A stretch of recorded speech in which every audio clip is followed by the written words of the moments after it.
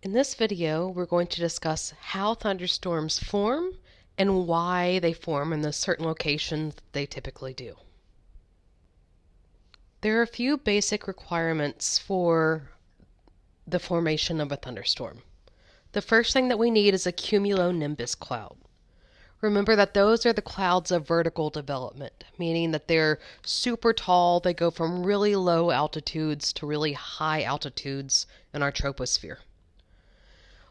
With these cumulonimbus clouds, they're going to bring an intense rainfall with it, as well as lightning.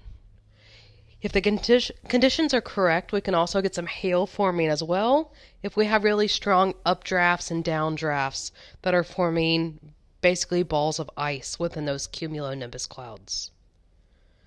But thunderstorms are the most frequent type of severe weather that we have on our planet.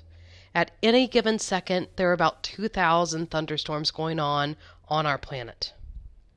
In the United States alone, we have about 100,000 every single year, and the majority of these occur around the Gulf Coast and in Florida.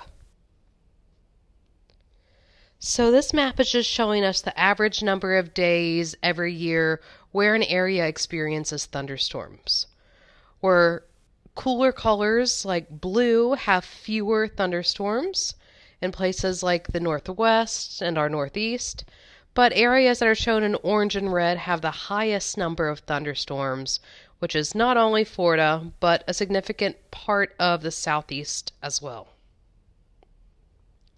In the very beginning stages of a thunderstorm, what we're going to need is warm, moist air. So we need air at a higher temperature that's holding a lot of water vapor. We also need this air to be unstable so that it's lifting up from the surface.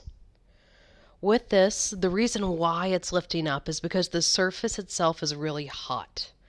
So the air is getting heated up and trying to expand, and by expanding, it's rising above the surface.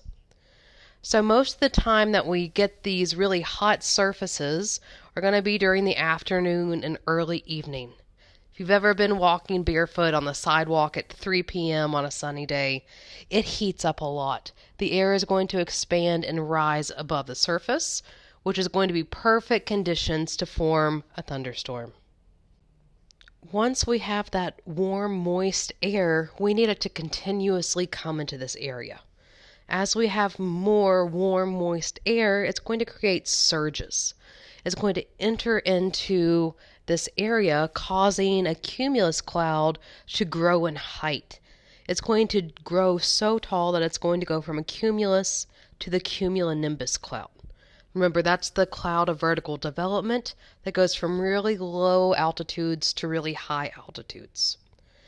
Once it gets this tall, it's going to have updrafts and downdrafts. Updrafts are going to be warm air that's pushing up from the surface, and downdrafts are going to be cold air that are pushing down from higher altitudes.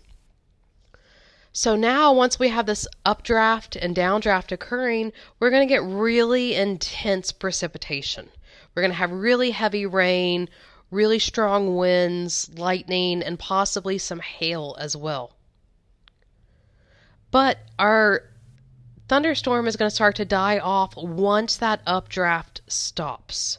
Once we have that warm, moist air that is no longer rising towards the surface, all we're going to have is that cool down draft that's going to occur, that's going to, because it's descending air, stop precipitation, thus ending the storm.